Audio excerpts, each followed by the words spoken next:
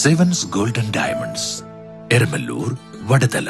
Leader സാംസ്കാരിക വേദി കൊച്ചിയുടെ ആഭിമുഖ്യത്തിൽ SLC+2 പരീക്ഷയിൽ ഫുൾ A+ നേടിയ വിദ്യാർത്ഥികളെ ആദരിച്ചു. ലീഡർ സാംസ്കാരിക വേദി കൊച്ചിയുടെ ആഭിമുഖ്യത്തിൽ SLC+2 പരീക്ഷയിൽ ഫുൾ A+ നേടിയ വിദ്യാർത്ഥികളെ ആദരിക്കുകയും അർഹരായ വിദ്യാർത്ഥികൾക്ക് പഠനോപകരണങ്ങൾ നൽകുകയും ചെയ്തു. പ്രസിഡന്റ് AS ജോൺ അധ്യക്ഷത വഹിച്ചു. മുഹമ്മദ് ഷിയാസ് MLA ഉദ്ഘാടനം ചെയ്തു.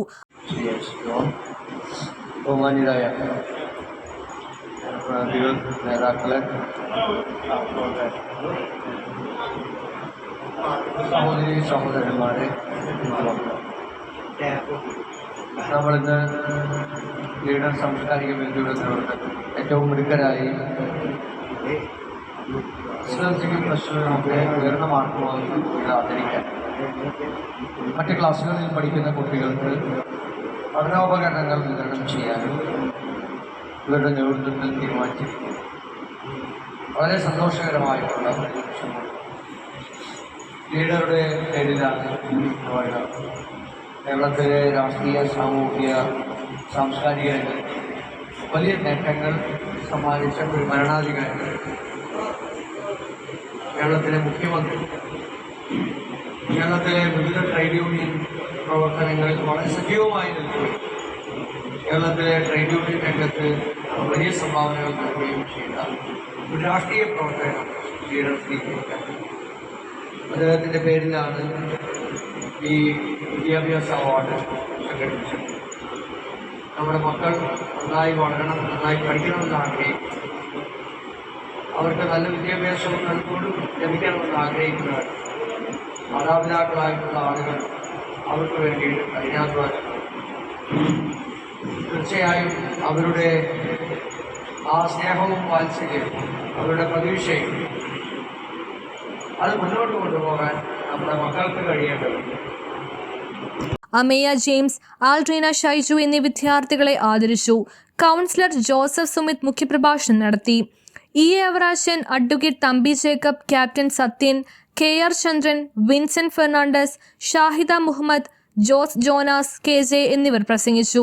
Edwin Fernandez, CN Harshan, Pratyush Prasad, Babu Ali, George Jaison, Xavier Jackson, IA Johnson, CN Thankappan, Siraj Babu NS, Praveen Kumar T എന്നിവർ നേതൃത്വം നൽകി. പാർട്ടി അധികാരത്തിൽ വന്നിരിക്കുന്ന ഈ നിമിഷങ്ങളിൽ പോലും